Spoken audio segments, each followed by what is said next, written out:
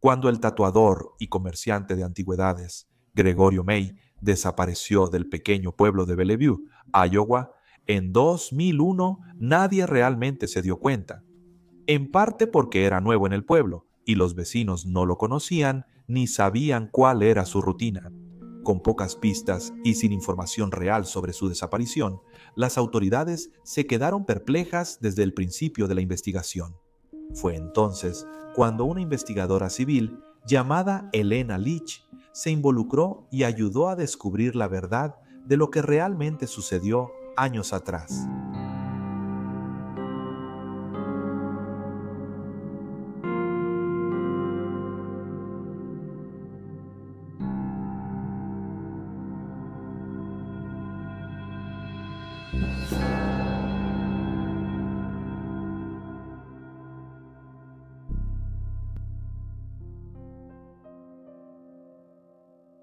En 2001, Elena Leach era cajera en Home Depot en Gulfport, Mississippi, pero su pasión real era investigar casos desde casa en su tiempo libre. Elena forma parte de la Dow Network y es una de unos 500 investigadores aficionados en Estados Unidos que usan su tiempo libre para revisar bases de datos y buscar coincidencias entre personas no identificadas y casos sin resolver de desaparecidos. En 2006 dijo a CBS News: "Hay muchas personas no identificadas allá afuera. Necesitan recuperar su nombre. Sus familias deben saber qué ocurrió". Ellen empezó a investigar por su cuenta a fines de los 90 tras la desaparición de sus dos primos menores. En 1995, los hermanos desaparecieron y tiempo después se supo la verdad. Su madre los ahogó. Ellen posteriormente comenzó a investigar casos de personas no identificadas, conocidas como Jane y John Doe, para darles cierre a las familias y que sepan dónde está su ser querido.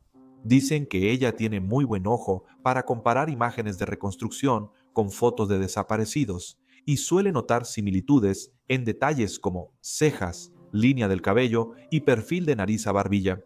Ella señaló que comparar cada pequeño detalle lleva mucho tiempo, aunque claramente los métodos de Ellen funcionan bien. En algunos casos de personas no identificadas no hay reconstrucciones. En ese caso, ella afirmó que aún busca respuestas. Tiendo a guiarme más por la distancia que por cualquier otra cosa. En 2005, ella identificó un cuerpo hallado en un canal de Miami solo por la distancia. Ella revisó los registros de personas desaparecidas y se topó con el de Roberto Essel. El cuerpo sacado del agua estaba a solo 20 millas de donde Roberto fue visto por última vez. Las autoridades, incluido el investigador Darren Basiga, reconocen el talento de Ellen para identificar personas desaparecidas no identificadas. Darren señaló que Ellen sabía más sobre lo que estaba pasando en estos condados costeros que nosotros cuando empezamos. Gracias a sus buenas relaciones con los investigadores, puede recibir archivos de casos sin problema.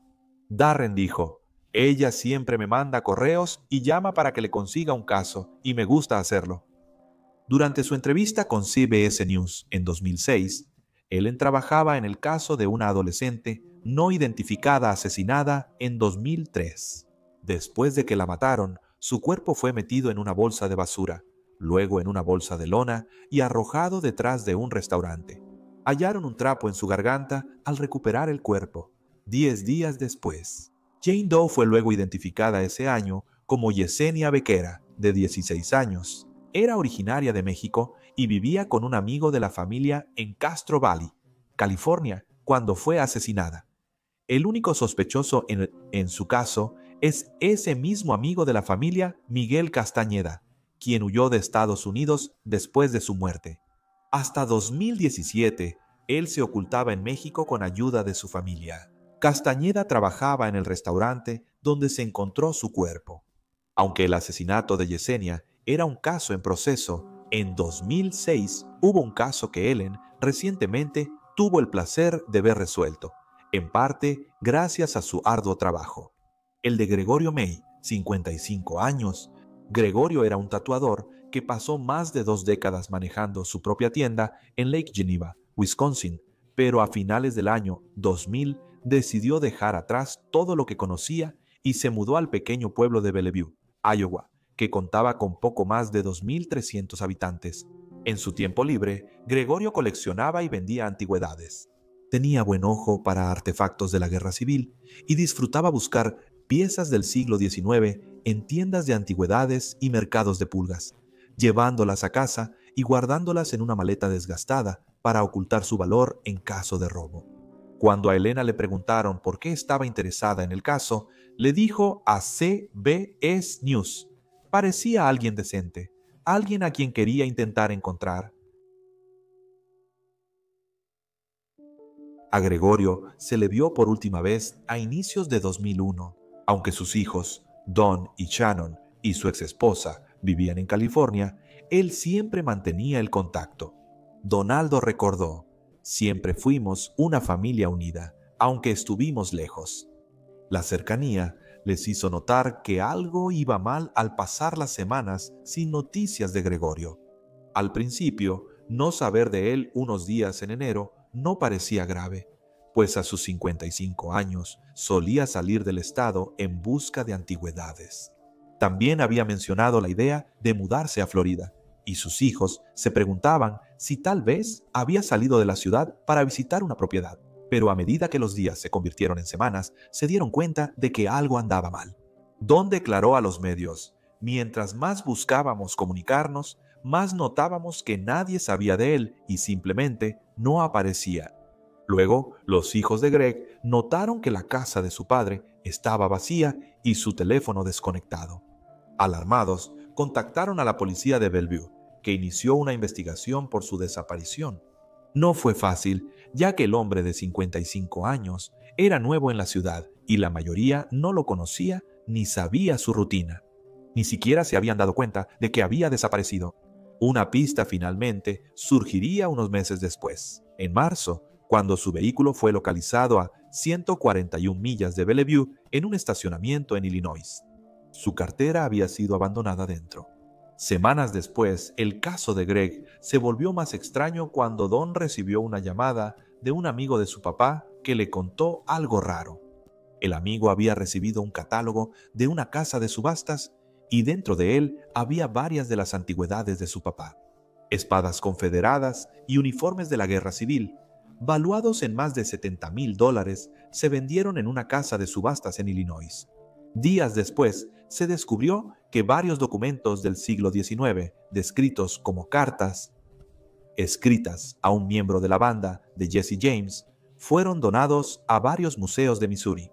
Iban con una nota manuscrita supuestamente firmada por Greg.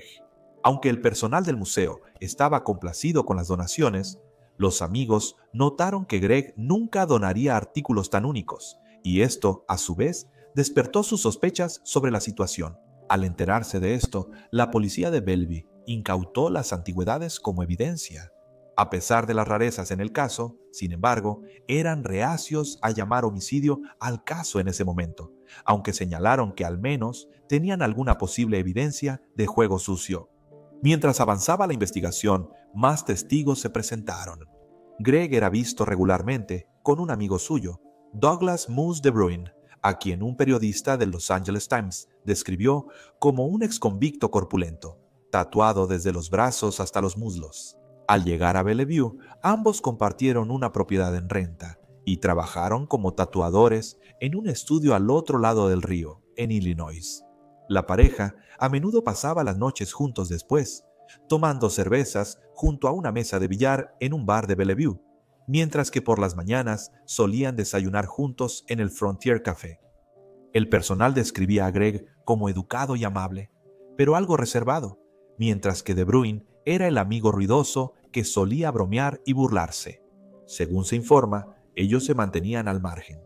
Luego, a finales del año 2000, la novia de De Bruin, Julie Miller, llegó a la ciudad y la rutina cambió. El personal del café notó que De Bruin estaba más retraído y sombrío. A menudo estaba en una mesa con Miller, pareciendo callado sin Greg a su lado. Solo unos meses después, se vio a la pareja cargando antigüedades en una camioneta. De Bruin informó a su arrendador que cancelarían el contrato y dijo que Greg ya se había ido de la ciudad.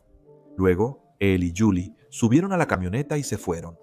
Una exhaustiva investigación de antigüedades en la casa de subastas llevó a las autoridades a Flagstaff, Arizona, donde hallaron a Miller y De Bruyn. Sin embargo, todas las piezas coincidían con las que se sabía que Greg había coleccionado antes de su desaparición. Amigos contaron a los investigadores que De Bruyn ayudó a Greg a comprar y vender antigüedades.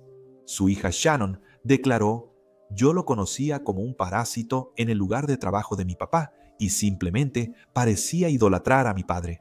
De Bruyn le dijo a la policía que la última vez que supo de Greg, él se dirigía a Illinois. Pero entonces Miller soltó una bomba. Ella dijo a los investigadores que De Bruyn mató a Greg, pero insistió en que fue un accidente tras una pelea que se salió de control. Agregó que no tenía idea de lo que su novio había hecho con el cuerpo después, y los investigadores le creyeron. Un caso de persona desaparecida se transformó rápidamente en una investigación de asesinato a gran escala. Los detectives no dudaron. Se pusieron en contacto con Don y Shannon y les informaron que su padre no volvería a casa. Llegaron a la conclusión de que el motivo del asesinato fue la colección de antigüedades de Greg, valuada en más de $250,000, el equivalente a casi $500,000 hoy en día. Un testigo declaró a los investigadores que De Bruyn vendía artículos en un mercado de pulgas tras la desaparición de Greg. Don le dijo a CBS News: «Ver la propiedad de mi padre rodeada por él y prácticamente regalándola. Es difícil ver esa imagen». Aunque tenían la confesión de Miller, los investigadores tenían poco con qué trabajar. No había cuerpo ni escena del crimen. La única evidencia física era una pequeña mancha de sangre en la chaqueta de De Bruyn. Sin los restos de Greg, los fiscales temían que la defensa alegara que no había pruebas de que el hombre de 55 años muriera. No había manera de probar que simplemente no se hubiera ido un día y desaparecido por voluntad propia.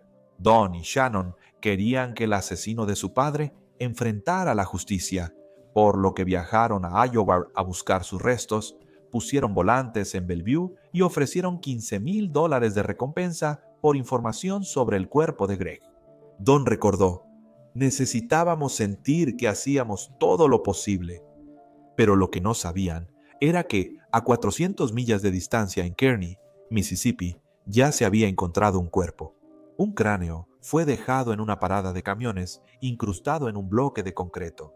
En ese momento no había pruebas de que fuera Greg, así que la policía de Kearney acudió a un artista forense para una recreación que ayudara a identificar al fallecido.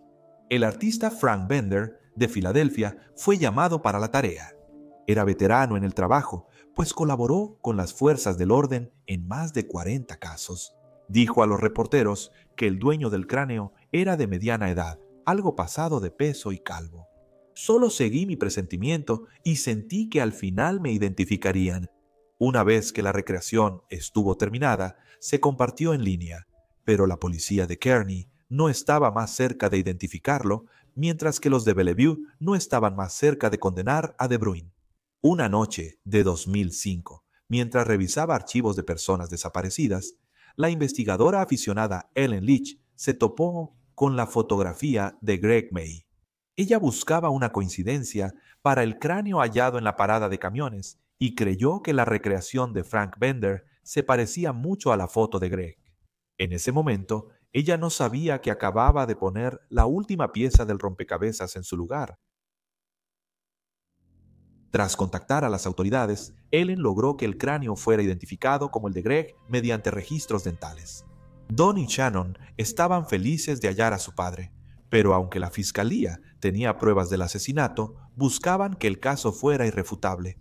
Como resultado de su deseo de ver que De Bruyn fuera llevado ante la justicia, ofrecieron inmunidad a Miller a cambio de su testimonio en contra de su novio.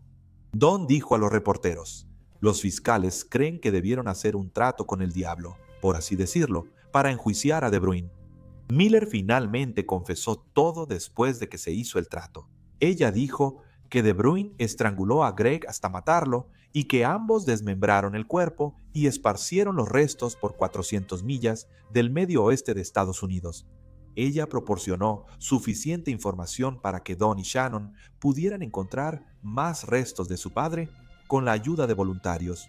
Shannon estaba muy perturbada y molesta por cómo se deshicieron del cuerpo de su padre, diciendo: «Aquí es donde la gente tira su basura.